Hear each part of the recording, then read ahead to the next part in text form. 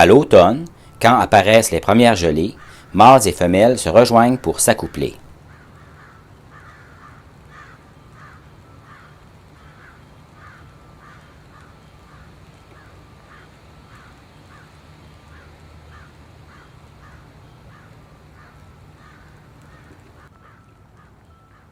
La période d'activité sexuelle du mâle débute vers la fin d'octobre et se termine à la mi-décembre.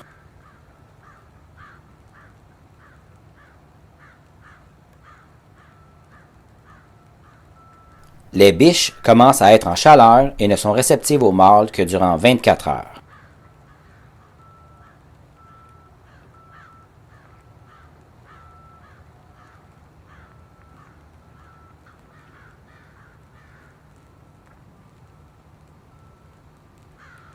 Les cerfs deviennent agités. Ils oublient de manger, frottent les arbres et suivent les biches.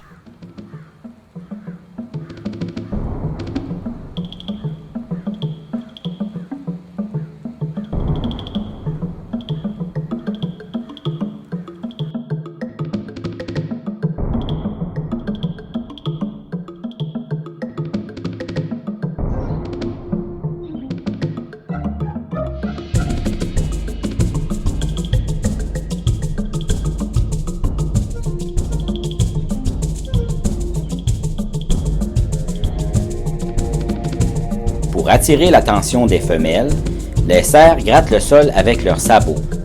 Après avoir creusé la terre, l'animal peut déféquer ou uriner.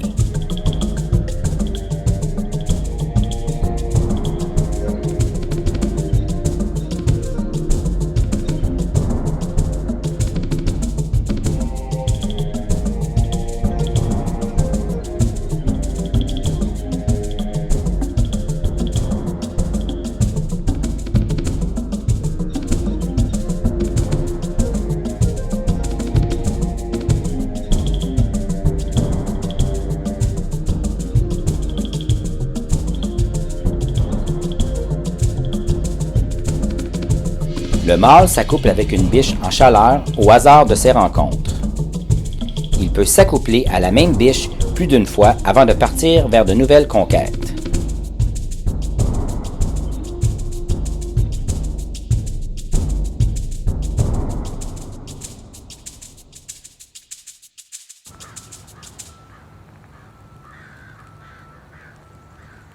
Les bois du cerf de Virginie poussent de mai à août. Chez les vieux mâles, les bois tombent juste après la période des amours, mais les plus jeunes les portent jusqu'en février.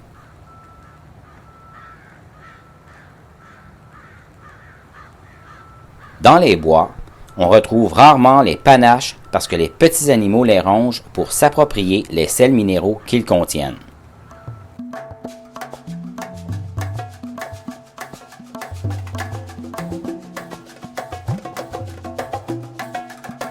Le cerf de Virginie peuple toute l'Amérique du Nord, sauf le sud-ouest, le nord du Canada et l'Alaska. Il fréquente les champs, les vergers, les clairières, la forêt de feuillus et de conifères.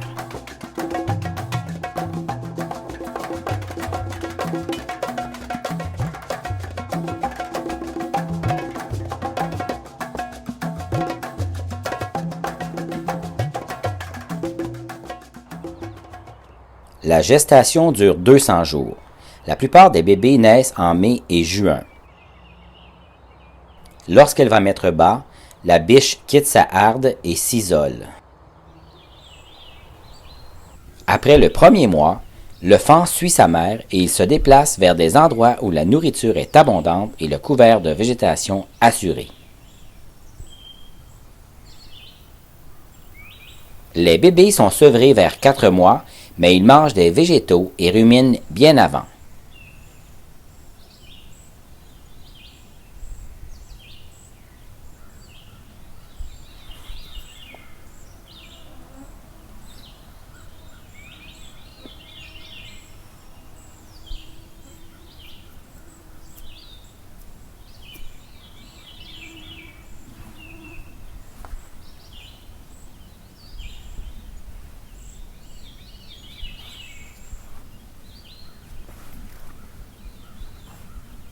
À la fin de l'été, le bébé né au printemps précédent va rejoindre sa mère et passe un nouvel hiver avec elle pour la quitter au printemps suivant.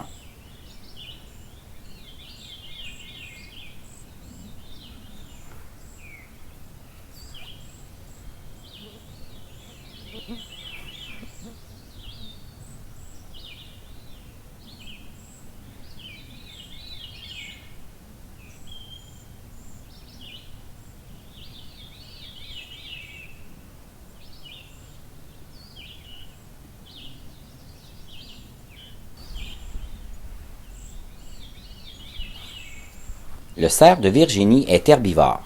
Pendant l'été, il se nourrit de feuilles et de tiges de fleurs sauvages, d'arbustes et de plantes grimpantes.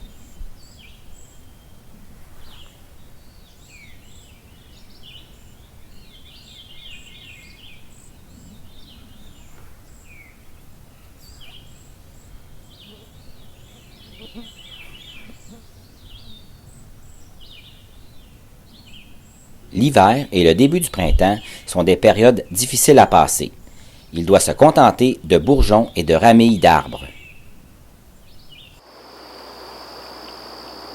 Le cerf mue 2 fois par an. En septembre, il perd son poil d'été, court et roux, pour faire place à sa robe d'hiver formée de longs poils grisâtres. Il se dresse les oreilles quand il sent le danger.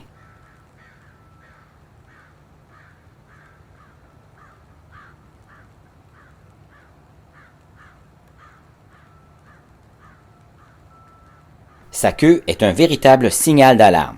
Dès qu'il est effrayé, il détale en la relevant à la verticale, dévoilant la tache blanche afin d'avertir ses compagnons du danger.